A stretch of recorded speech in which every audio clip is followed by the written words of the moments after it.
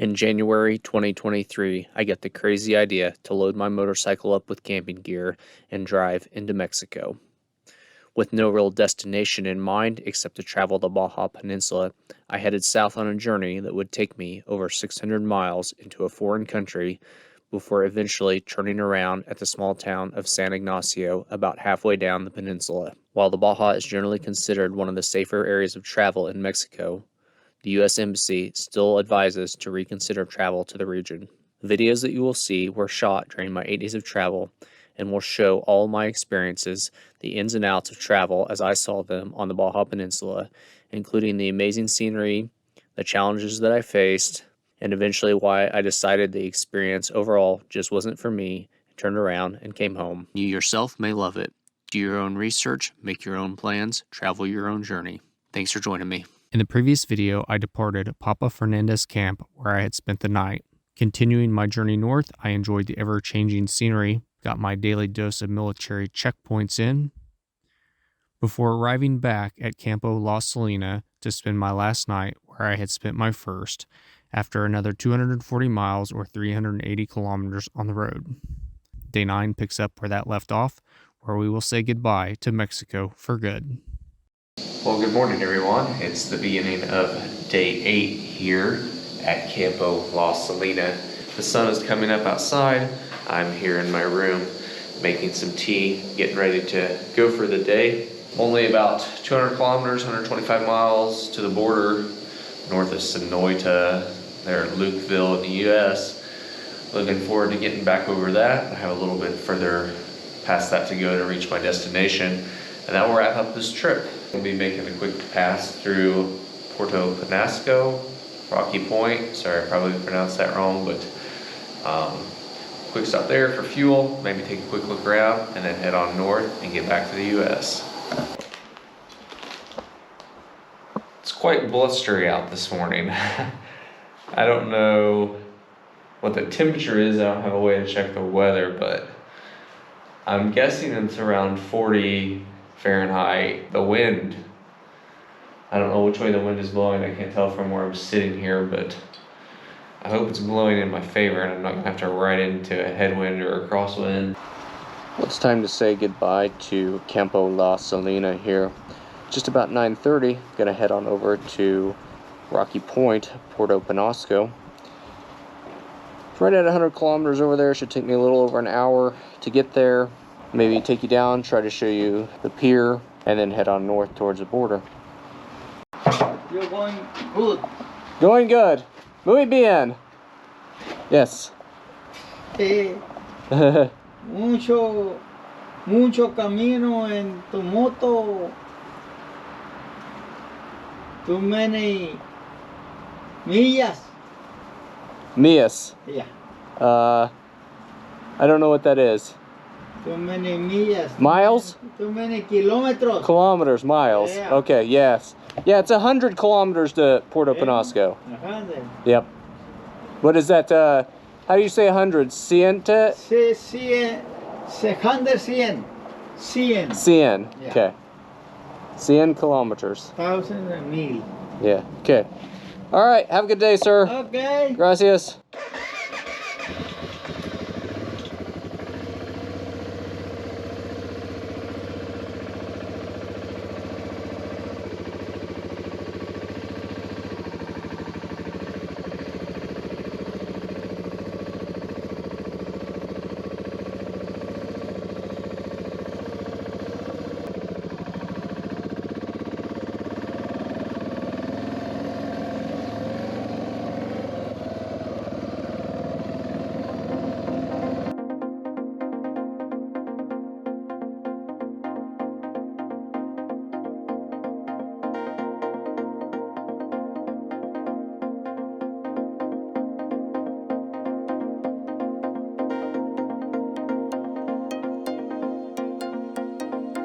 Just on the outskirts of Puerto Penasco here, Rocky Point. It's another 16 kilometers onto the waterfront. Just wanted to stop, get a picture by the sign.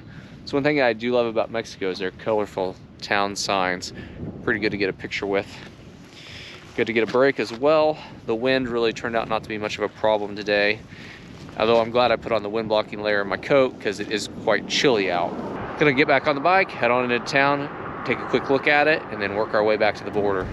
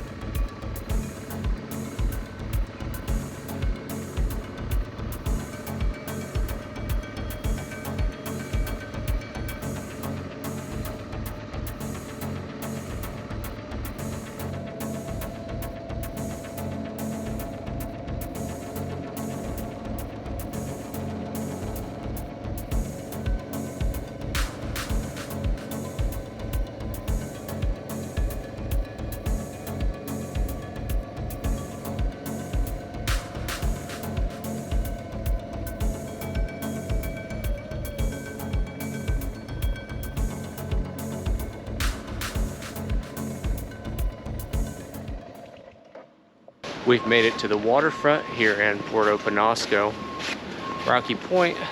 Gonna walk on over here, check out a little bit of this statue thing and whatever else is over here.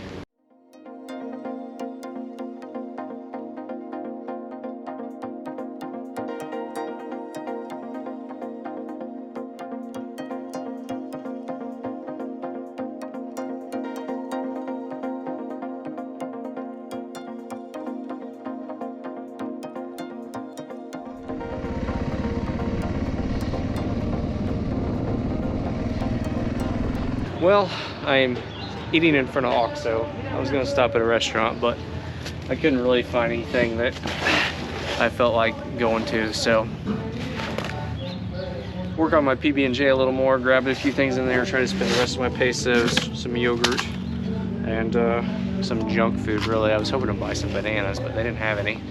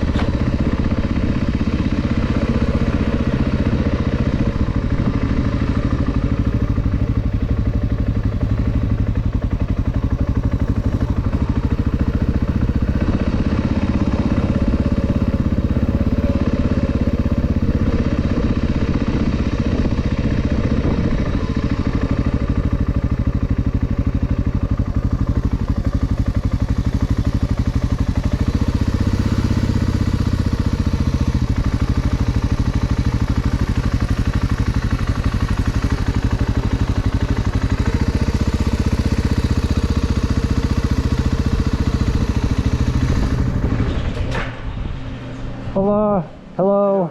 I'm so used to saying hola.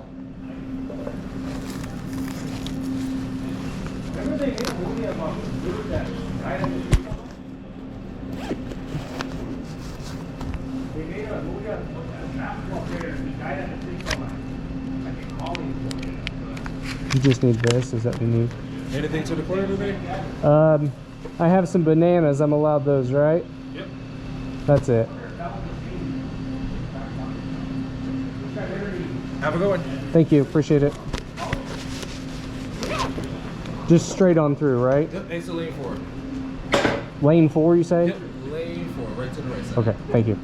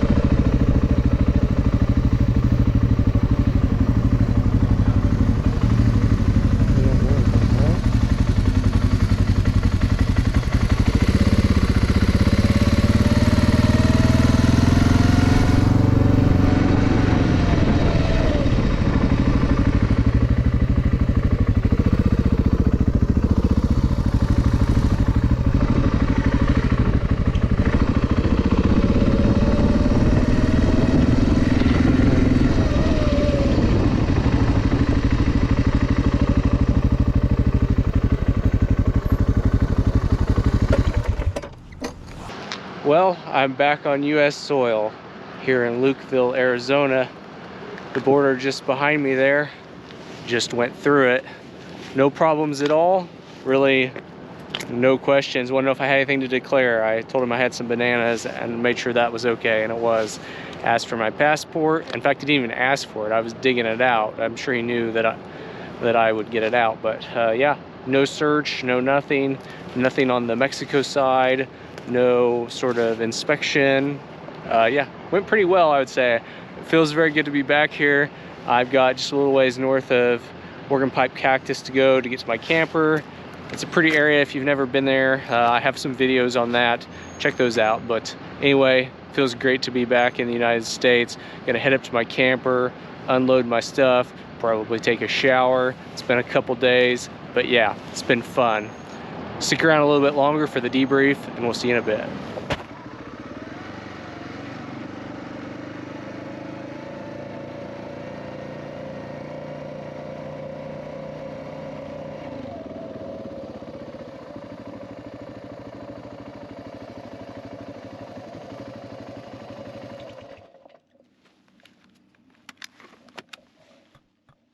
Well, I'm home. Is it surprisingly, well, maybe unsurprisingly, it's a really good feeling to be home, even if it's just home to your camper, which is home. It's quite warm here. It's 72. I think warmer than it was the whole time I was in Mexico. I don't know. It feels very warm in the sun anyway. I had to get rid of some clothes for standing around. It was 39 degrees here last night at my camper, according to the thermometer. So kind of gives you an idea. I feel like it was getting around that. It was not quite that cold down there, I guess. So it was a little warmer, but just again, in my head, it seems like it should be warmer down there, but it is winter. So now that I've had a chance to collect my thoughts, run some numbers, I wanted to sit down with you and share those, what I thought about my experience in Mexico and how much it cost me. It's going to be pretty much unscripted. These are just some numbers here mostly. So I spent 8 days down there, majority of which I spent on the Baja Peninsula.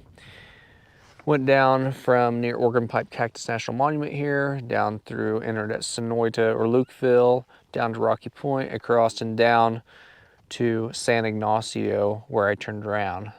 Total of $450 US, not including my insurance for my motorcycle. What insurance costs you will vary depending on how long you're insuring your vehicle for, what it's worth, etc.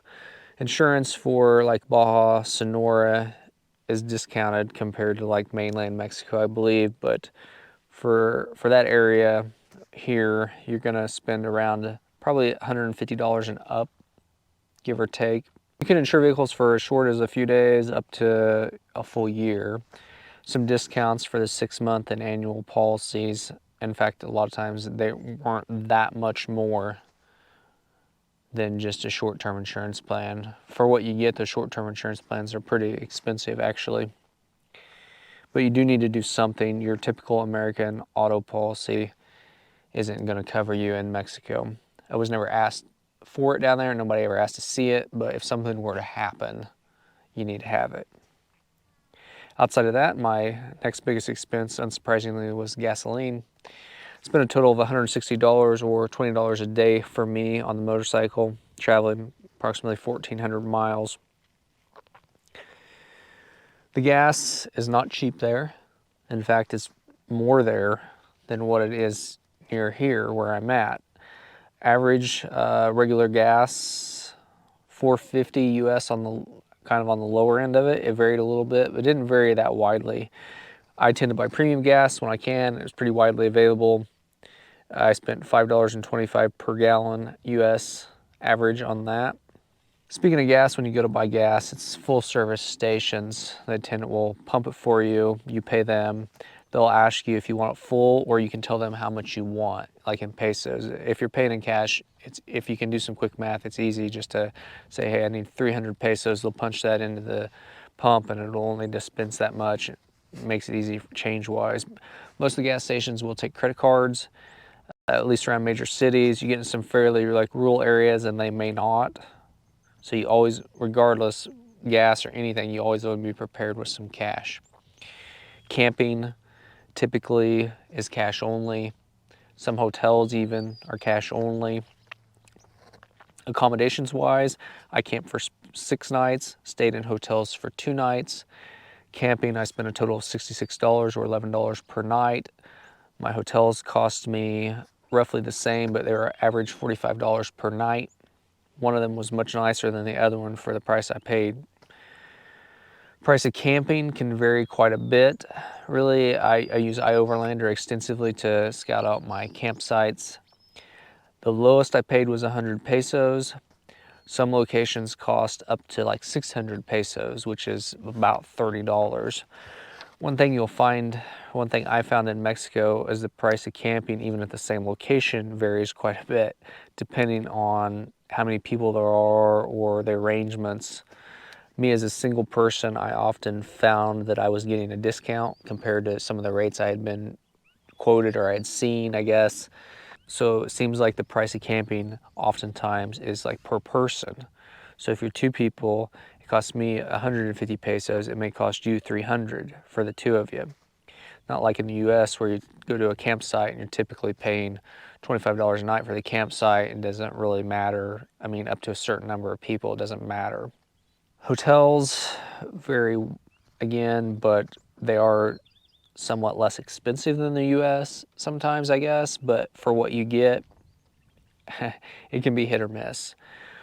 One that I stayed in was pretty nice, really, for what I paid for it. The other one was kind of a dump, but it was fine, but it wasn't very nice. I would say it's okay and worthwhile to ask to see the room, especially if you're staying in a real cheap hotel where it looks at all questionable. It's not unusual to ask to see the room. It's also worthwhile making sure they actually have hot water. Because the locations I did, but some reviews and some comments that I had read about people at some of these other hotels is they got there and there was no hot water. So neither of the hotels that I stayed at had heating. Probably not a problem the majority of the year, but in January it was getting down around 50 degrees outside overnight probably. It's probably 60 degrees in the room come morning. I slept in my sleeping bag. I had it anyway because I was camping. But if you went down there just with the intentions of staying in hotels and didn't have anything warm to sleep in, and this time of year, you might find it unpleasant. The nicer hotel did have a blanket, but it's not uncommon just for the hotels to only have a sheet, at least based on my experience. Outside of that, I ate out 6 times, 6 meals for a total of $77, about $13 per meal, which included like 1 non-alcoholic drink, like a mineral water or soda. Dining out can vary again depending on where you eat, but I didn't find it to be like considerably cheap. Then like a non-tourist area, I had 2 beef quesadillas, which came with a side of beans. That was equivalent of $8 US, which is not bad, but you know, add a drink to that, like a soda or whatever, you're talking about another $1.75 or $2 US. You know, not just a screaming deal, but you know, the food was all good. All the food that I had was good. I didn't get very adventurous with it, I will admit. Stayed pretty much on the safe side. I'm not a food critic. I'm not a food blogger. I don't really venture out too far into that. I I didn't get sick the whole time. It's great. I didn't eat like burritos out of a cooler that have been held at unsafe temperatures or anything like that. I did have some drinks with ice in them. Hopefully restaurants use filtered water to make their ice. You know, that's a big debate, I guess, but it never bothered me. I never drank tap water, or at least not raw tap water. I did get water for my backpack once out of a spigot of unknown origin. I put tablets in it overnight. I did get filtered water from the machines at the grocery store a couple times, which is a super cheap way to get it. And it's just literally tap water that they run through a filter. That was fine as well. I did drink quite a bit of bottled water just because it's convenient. You know, I'm stopping at the gas station, I can fill my bag up with a bottle of water. The bottled water is about $1 for 1.5 liters, which is pretty reasonable actually, you know, compared to the US probably. But as far as other things go at the convenience store, your like normal candy bar, equivalent of $1.30 for like Snickers or something. I don't consider that cheap. 24 ounce, like your bottle of Gatorade, $1.70 for that. Outside of that, money-wise, cash exchange was around 18 pesos and 20 cents per dollar to 18.50 per dollar just to exchange money. If you can use your credit card, I was getting around $19.11 on my Visa card. It doesn't have an international transaction fee. Pretty good way to do that if you can pay with your credit card. Not every place takes credit cards, but it's a good option. I did use the ATM a couple times. I got a pretty good rate there. I mean, relatively speaking, compared to cash exchange. If your card refunds you the ATM fees, I found it was around $19 or 19 pesos, sorry, per dollar. If you're having to pay the ATM fee, of course, depends on how much you withdraw, but $18.75 if you're not withdrawing that much. So it was still actually as good or better than cash exchange to use the ATM. My other expenses, the only entertainment really expense I had was 100 pesos, which is about roughly $5 for the mission tour, which was just a donation. There was no set fee for that. They didn't directly ask for money towards the end of the tour. They were kind of, you know, hinting that we need money. And I get it. It's not federally funded historic site. Those people are taken care of on their own dime, etc. So I had no problem giving that for that. But if you were to go out and like say do like the whale tours at Guerrero Negro, I kind of looked into those. They were like about $50 to get on a boat, go out and do that. I didn't go do it. It's kind of, I didn't end up staying in Guerrero Negro. The town didn't really appeal to me for one thing. And also I heard it was a little early for whaling season, but I also heard it was going on. Also whale tours at San Ignacio, where I turned around, and I considered going and doing that, but like San Ignacio, the town, is a little ways from the actual Gulf or Bay or whatever where they do the tours. So you got to go down there, and I guess it ends up being like an overnight trip from what I was reading, or from some of the tour companies that I was looking on their websites at. And they were like wanting like $350 per person per night for that, all inclusive, US, 350 US dollars. So I thought that was a little expensive, at least for what I was willing to do. It might have been a good experience, but again, at that point, that's where I turned around. I was just kind of ready to get back home. So that's probably a good segue into me getting to the summary of overall what I thought of the experience. There's pretty parts of the country. I'm glad I went. I'm glad I did it. I'm glad I have that experience. I will probably never go back.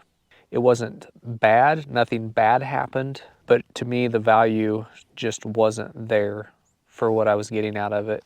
I didn't feel. A lot of driving involved. And I did some research, and I kind of planned out my stops and planned out the trip a little bit, but you don't realize how long and endless that peninsula is until you just get on it and start driving. And it's just very much wide open desert in a lot of ways, very repetitive, very monotonous. You know, it all kind of starts to look the same. It's more desert, it's more beaches, it's more bays. It just all kind of becomes a bit of a blur. I just wasn't enjoying it that much. You know, the second day I was there, the first full day really that I was there, that I went out and did something, they tried to pickpocket me in San Felipe, opened my backpack. Somehow I tend to be a pretty alert person, but it happened. They didn't get anything. There wasn't anything there to get. I was probably stupid for walking around with a backpack, but I was, and that happened. And it could have been bad. Luckily, it wasn't. The next day in Puerto, I ran to the store, left my campsite, which I hadn't set up my tent yet, I'll say. Left the campsite for 10 minutes to go to the market to grab some water. And I come back, and a guy was there like taking my socks and underwear that I had hung up to dry. I left bananas on the table, I left my motorcycle cover and some undergarments to dry, and I'd been gone for 10 minutes. I come back and he's taken them. And I don't know, I mean, maybe he legitimately thought I was gone, I wasn't coming back, I had abandoned him. I don't know, because like I said, my tent wasn't there. Had my tent been there, I don't know what would have happened. Maybe they wouldn't have been messed with. But I hadn't set that up yet. It's kind of annoying. And I got them back. It wasn't a big deal, but I didn't catch that on camera. I wish I hadn't. I took my camera off my helmet because I was done for the day. I was just running the store. I wasn't in the video mode, but that happened. I just kind of had that constant feeling like you got to watch your back. You can't leave things unattended. You got to be on high alert all the time. And for me, that just really detracts from the enjoyment or the pleasure of the trip. And I mean, I was traveling alone, and certainly if you're traveling as a pair or in a group, you have that advantage of numbers and the ability to take turns. But I mean, still, you got to kind of feel like you got to take turns watching over stuff while the other one goes and does something, and it's just not fun in that regard, I think. But I never really like felt like personally threatened or in danger really or anything of that nature.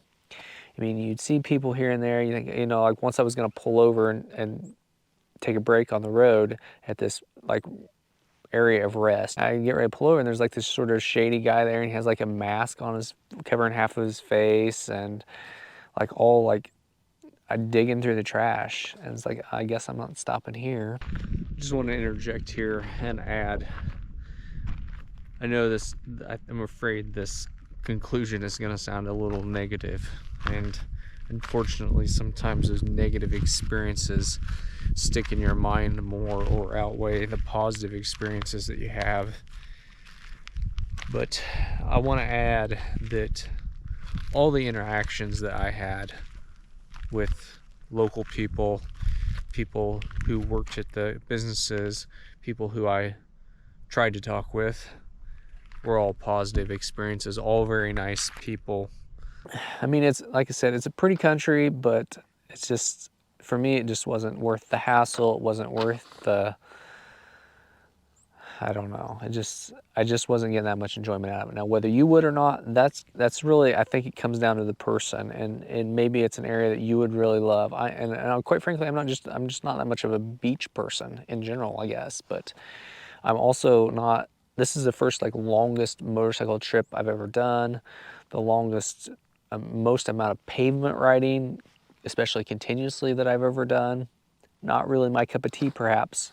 And I mean, I should have known that going into it. You know, it's why I bought a 650. It's why I have knobby tires. It's why I do short little like day trips or multi-day trips from my camper usually. The driving was all fine. The pavement I found to be generally very good for the most part. A lot of the roads seem pretty recently paved. I never encountered really anything too crazy on the road.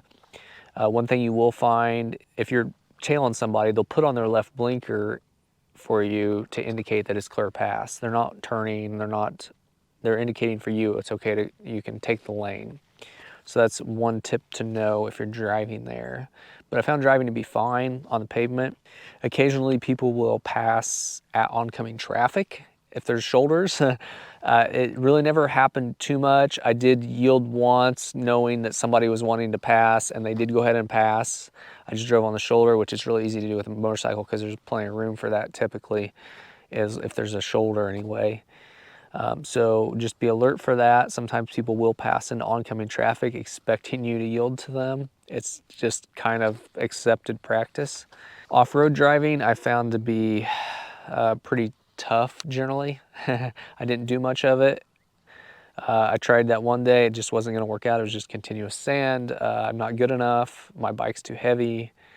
Combination of both of those things. I did make it to the mission. I really enjoyed that little trip. That was probably one of my favorite parts of the experience, actually, was getting out to that mission. up that 20 miles, 30 some kilometers of off-road section there. The sand proved challenging, but I picked up my bike several times on the way in, probably more times than you saw in the video. The way out was much more successful, but if you're going to planning on doing much off-roading out there, you definitely need to be a little more proficient with skills than I probably am, and maybe consider traveling lighter than I am. You know, I met some groups of guys like on like just light, probably like I'd call them dirt bikes. They might have been enduros. I'm not sure what all of them were, and they had like no gear with them basically. And then like in a town later on, you'd see like a pickup and a trailer. It was like basically a support vehicle for them. So, you know, that's one way to do it as well if you're wanting to do a lot of off-road stuff. Gas-wise, gas can be pretty far and few between sometimes, and stations that were there are no longer there or closed. I didn't have any trouble getting from one spot to the other on my fuel range, but I did strategically plan out a few stops and made sure that I can make them. So it's something to keep in mind, especially if you burn a lot of gas or if you have a low amount of fuel capacity. In some very rural, remote areas, you may find like people selling gas out of the back of pickups. It's not unusual, and I didn't ever buy any of it, but they're just going to the station, buying it, marking it up. I think it's fine. Like I said, I didn't have to do that, but it might be an experience that you have, because people are only going to take cash. I don't need to say that, but it's always good to have some cash. Camping, pretty much always cash. Some hotels, again, only cash. And it's always good to have a variety of bills so you can make exact change, because the campgrounds especially, they're probably not going to give you change. I don't want this to go on too long. Like I said, I am glad I went. In the end, I don't think it was worth it for me. That's why I went ahead and turned around at the point I did, called it a day and came back. But you might really enjoy the experience. I don't want to dissuade anybody from going and having that experience for themselves, making their own judgments about it. I'm gonna leave it at that. Thanks for joining me. I hope you enjoyed it. I hope it was worthwhile for you to have an insight into travel into Mexico, specifically into the Baja Peninsula.